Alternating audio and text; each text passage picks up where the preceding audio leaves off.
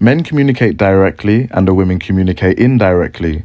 So the men are direct communicators and the women are sub-communicators. Men are rewarded for being transparent, authentic and honest, and they are punished severely for being secretive. A secretive man is not a respectable man. He will be seen as unattractive and anti-seductive to women, representing and displaying a lack of security and confidence in oneself, in who one is, and he will be seen as somebody who cannot be trusted or respected by the men, or worse, he can be seen as a threat.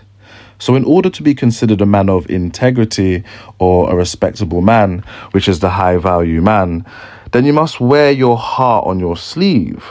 This is why the men have always been considered the emotionally available gender. They are rewarded for their emotional availability and punished for their emotional unavailability.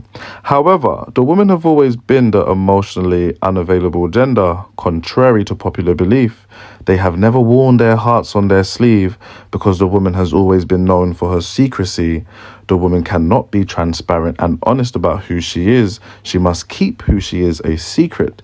You see, the woman can never reveal her true intentions, her true desires, or her true fears. She must keep all of this a secret because for her, she will have negative social consequences if other people found out who she truly is, what her true intentions are, what her true desires are, how she truly feels.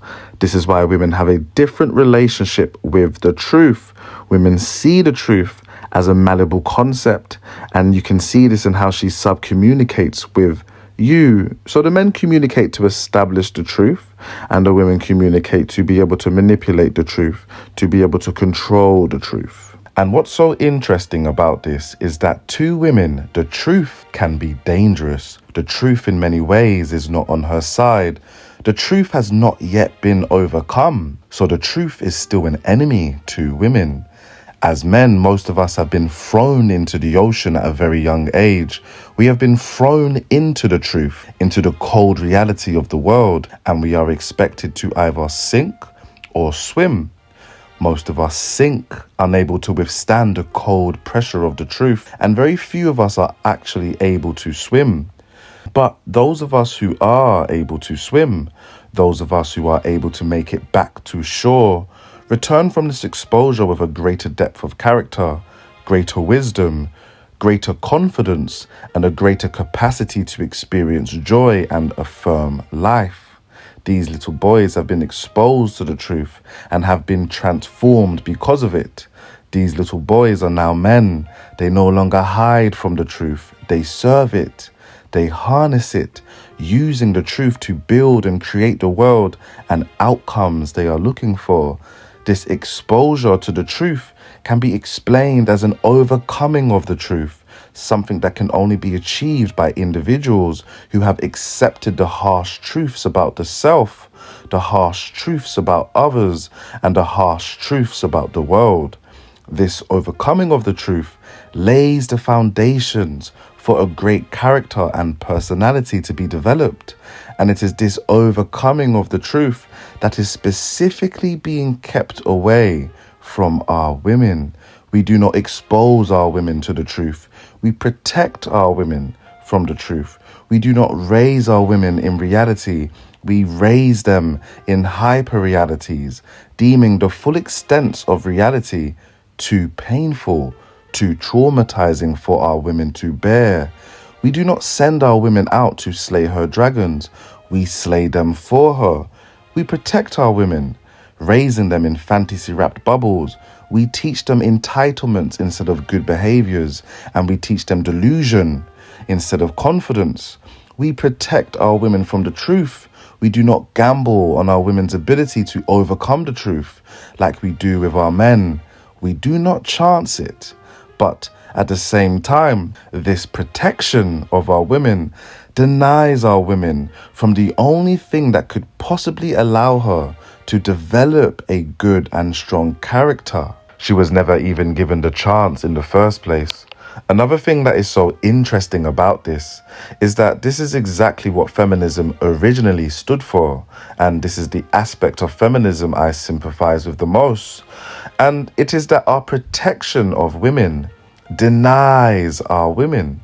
If you do not teach a fisherman how to catch fish, he will starve, or he will cling on to those who can catch fish. We raise our women to be dependent on others, and because of this, we do not cultivate confidence within our women. Without this confidence, she has no way to develop the behaviors that will enable her to match who she is to who she wants to be.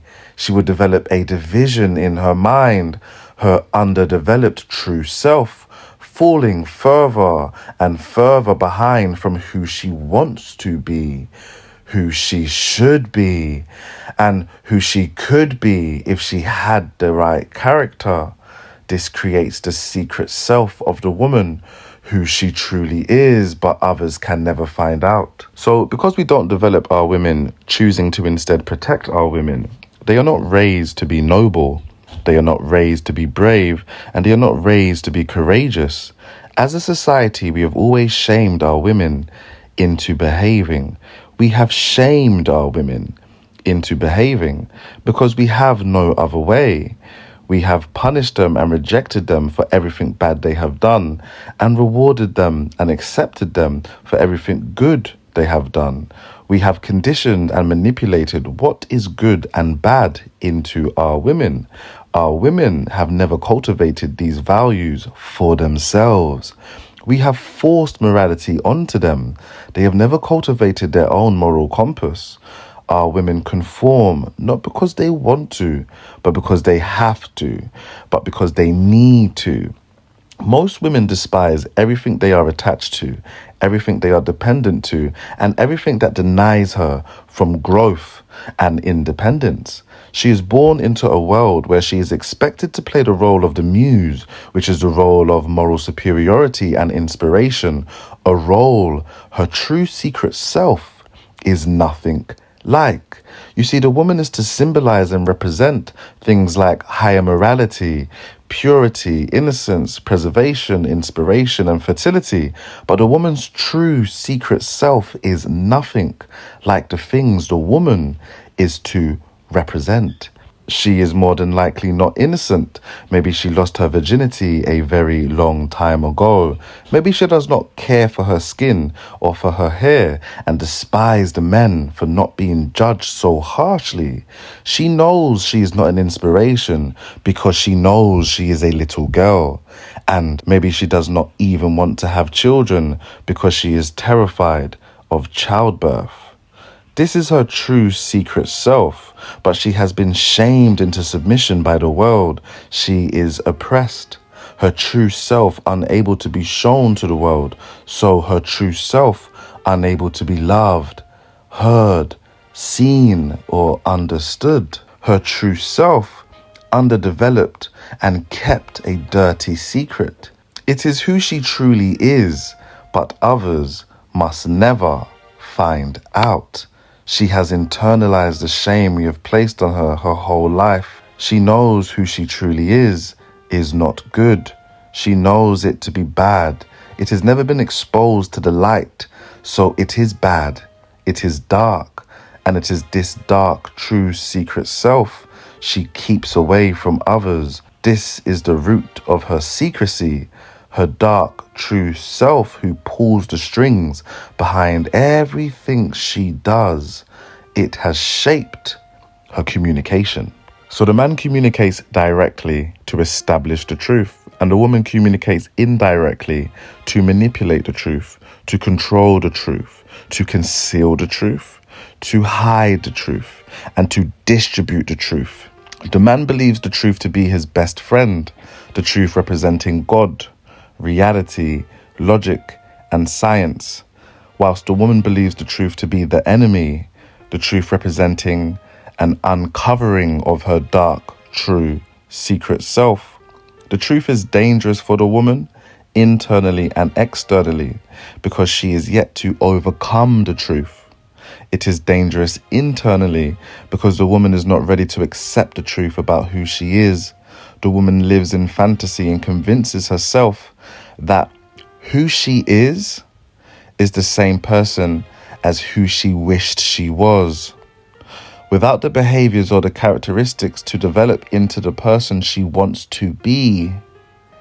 She tricks herself in the fantasy, merging who she is today with her idealized self. The truth threatens to destroy this fantasy, so the truth to women ultimately represents a full mental breakdown. It is dangerous externally because the woman is not ready for others to accept who she truly is. She is ultimately terrified of being abandoned and rejected. She is terrified that one day somebody will remove the mask from her head, like they do in Scooby-Doo, and all of her secrets, all of her darkness will finally come to light. So she communicates in an indirect way. So she subcommunicates. Guys, like, follow, leave a comment. Let me know what you think about the video. There is a part 2 to this. So this first installment is why women subcommunicate, why women communicate indirectly. And then part 2 will be how women communicate indirectly and how women subcommunicate. So I'll be talking about plausible deniability and the hiding and concealing of intention and desires. These are very, very big aspects of why she subcommunicates. This will also answer the question of what do women want and why it seems so elusive. How come you guys just don't know what she wants, and how come she just doesn't tell you what she wants? Because she cannot tell you what she wants, because what she wants is probably kind of dark. Guys, like and follow, support the channel. A big aspect as to why I made this video as well is to clear up something with you guys, clear up something very important with my teachings and with my body of work. I do not teach you guys the dark arts. This is a misconception. I don't teach you the dark arts. I teach you how to speak to and how to seduce the darkness of others. I choose you guys how to make the dark sides of others fall in love with you, because if you are able to win over the darkness of others, the dark sides of others, they are truly yours. Everybody's authentic self truly lays in their darker aspects of themselves. We all have a dark side. The very best of us are aware of the dark side, harness the dark side, and use the dark side for good. Okay, so I don't teach you guys crap. If you want to learn crap, go online and Google lies, manipulation, and deceit. I will never teach these things because I hate these things. That's the whole purpose of this channel. Okay, I like to do things in a noble way. I like to do things where if God is watching, he will be proud, or at least he'll understand.